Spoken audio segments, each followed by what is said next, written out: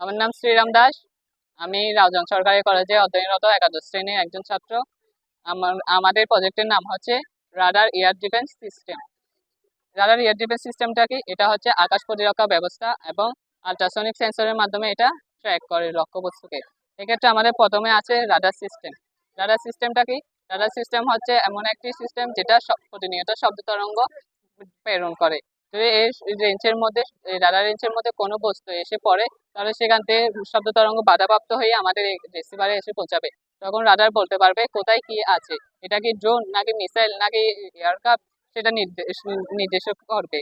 তারপরে আছে আমাদের ট্র্যাকিং সিস্টেম। ট্র্যাকিং সিস্টেমে লক্ষ্যবস্তুর গতিবিধি নিয়ন্ত্রণ করা হয়। ট্র্যাকিং সিস্টেমে কি কি আছে? ট্র্যাকিং সিস্টেমে তার গতিবিধি কত অ্যাঙ্গেলে আছে, তার কত উচ্চতায় আছে লক্ষ্যবস্তু, সেটি নির্ধারণ করবে। তারপর কম্পিউটার মনিটরিং সিস্টেমের মাধ্যমে প্রতিনিয়ত ডেটাগুলো আমাদের লঞ্চার মিসাইলে প্রেরণ করবে। তারপর আছে শনাক্তকরণ। শনাক্তকরণ হচ্ছে এয়ার ডিফেন্স সিস্টেমের একটি গুরুত্বপূর্ণ দিক। সেক্ষেত্রে আমাদের শনাক্তকৃত বস্তু থেকে আমাদের দেশের এয়ারক্রাফট নাকি ভিন্ন দেশের শত্রু দেশের এয়ারক্রাফট, সেটি নির্দেশ করবে। এক্ষেত্রে আমরা আইএফএফ প্রযুক্তি ব্যবহার করি। আইএফএফ প্রযুক্তি হচ্ছে আইডেন্টিফিকেশন ফ্রেন্ড অ্যান্ড ফোর্স। অর্থাৎ প্রথমে আমরা যে রাডার সিস্টেম থেকে শব্দ তরঙ্গটি প্রেরণ করেছিলাম অবজেক্টিভ থেকে, সেই অবজেক্টিভ থেকে সেখান থেকে প্রেরিত শব্দ তরঙ্গ থেকে একটা কোড এসে পৌঁছাবে আমাদের এই অবজেক্টিভ, আমাদের আমাদের সেন্সরে এসে পৌঁছাবে।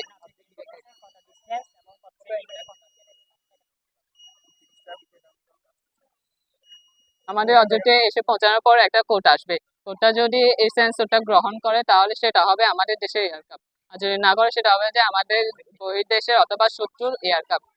তারপরে আছে ক্ষেপণাস্ত্র ব্যবস্থা।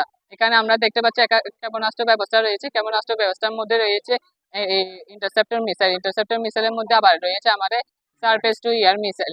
এটি হচ্ছে ভূমি থেকে আকাশে নিক্ষেপণযোগ্য মিসাইল। তারপর আর রয়েছে আমাদের তারপরে রয়েছে আমাদের তারপরে রয়েছে আমাদের গাইডেন্স এবং ধ্বংস বিষয়টি। এক্ষেত্রে আমাদের লক্ষ্যবস্তুকে ধ্বংস করার জন্য একটি দিক নির্দেশনা প্রয়োজন। দিক নির্দেশনার জন্য আমরা মিসাইলের সামনে জিপিএস সিস্টেম ব্যবহার করেছি, যাতে সেটি সঠিক এবং নির্ভুলভাবে লক্ষ্যবস্তুতে আঘাত করতে সক্ষম হয়। পরেও যদি কোনো লক্ষ্যবস্তুতে সক্ষম না হয়, তাহলে আমাদের আরো 2টি ধাপ আছে লক্ষ্যবস্তুকে হিট করার জন্য। এখানে ইন্টারসেপ্টর মিসাইল হিসেবে 3 ধরনের ইন্টারসেপ্টর মিসাইল থাকে। প্রথমটা হচ্ছে স্বল্প পাল্লার, দ্বিতীয়টা হচ্ছে মধ্যম পাল্লার এবং তৃতীয়টা হচ্ছে দীর্ঘ পাল্লার। মধ্যম পাল্লার, স্বল্প পাল্লার যদি এই মিসাইলটা হিট করতে না পারে, তাহলে আমাদের পরবর্তী 2টি ধাপ মধ্যম এবং দূর পাল্লার ক্ষেপণাস্ত্র ব্যবস্থা ধ্বংস করে ফেলবে।